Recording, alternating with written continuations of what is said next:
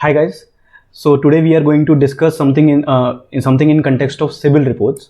तो हमारे पास बहुत सारे क्लाइंट्स आते हैं, किसी को होम लोन चाहिए होता है, किसी को लोन अगेंस्ट प्रॉपर्टी, किसी को कार लोन, पर्सनल लोन और बिजनेस लोन. तो irrespective of what ever credit facility that you want from the bank, एक बहुत ही मैंडेटरी डॉक्यूमेंट है सिविल रिपोर्ट. सिविल रिपोर्ट एक ऐसा डॉक्यूमेंट है जो कि बैंकर आपसे मांगेगा आईटीआर से भी पहले. So it is a document that says a lot about your credibility even more than the ITR does.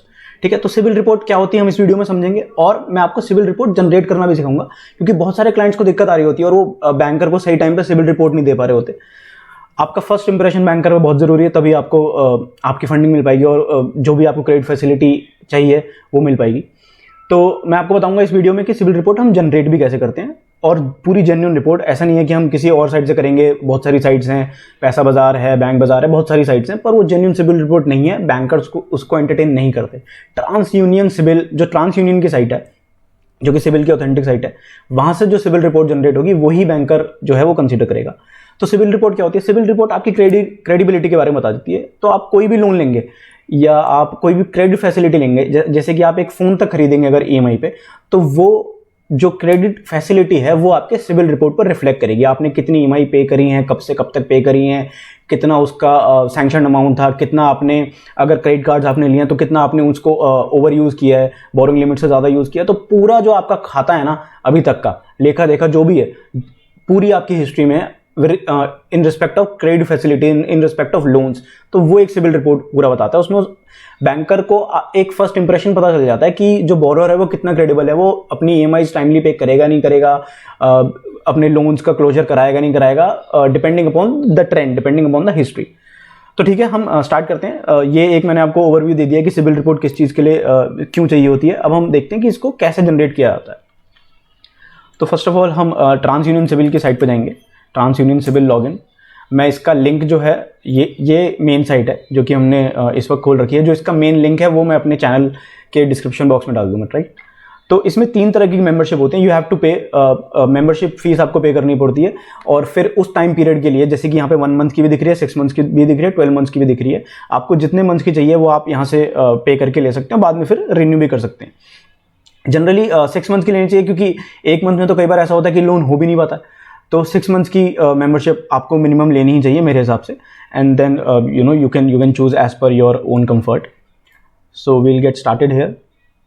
यहाँ पे अकाउंट है, मैं यहाँ पे ये भी डाल दूंगा कि कौन कौन से डॉक्यूमेंट चाहिए अगर आपको सिविल रिपोर्ट जनरेट करनी है, जो कि मेजरली आपको एक पैन कार्ड चाहिए, आधार कार्ड चाहिए, एक मोबाइल नंबर और एक ईमेल आईडी. तो हम यहाँ पे ईमेल आईडी डालेंगे पहले.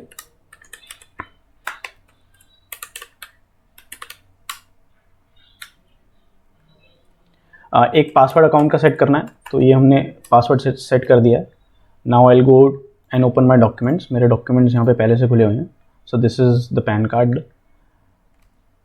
जो पैन कार्ड होल्डर है वहाँ उनका नाम जाएगा, फर्स्ट नेम यहाँ पे आएगा, सेकंड नेम अलग से आएगा. यहाँ पे आईडी टाइप चूज़ करनी है, तो आईडी टाइप में आपको पैन नंबर चूज़ करना है. इफ़ यू आर जनरेटिंग, जो इंडियन सिटीजन्स हैं वो पैन नंबर के बेसिस पे अपनी सिविल रिपोर्ट जनरेट करते हैं. यहाँ पे आईडी नंबर का मतलब है यहाँ पे पैन नंबर.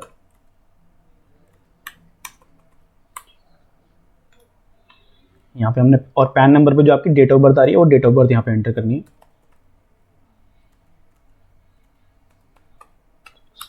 इसके बाद पिन कोड आएगा. पिन कोड आप अपने आधार से देख सकते हैं, जो भी आपका रजिस्टर्ड प्लेस ऑफ रेजिडेंस है आधार कार्ड के ऊपर, उस पर आप अपना पिन कोड डाल सकते हैं वहाँ से देख के. And there we go. एक मोबाइल नंबर डालना है जिस पे ओटीपी आएगा. So these are further certain details that one has to give. इसमें मोस्ट ऑफ द डिटेल्स जो मैंने भरी थी वो अभी भर के आ गई हैं. यहाँ पे हमें स्टेट सेलेक्ट करना है, यहाँ पे हमें जेंडर सेलेक्ट करना है एसएससी का, and then we can move ahead with this. After entering the, just give me a second, हम यहाँ पे एड्रेस एंटर कर देंगे.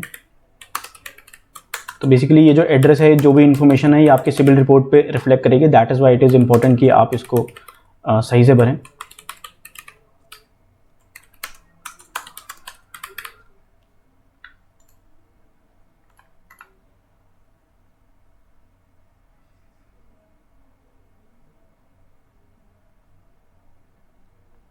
So that is it.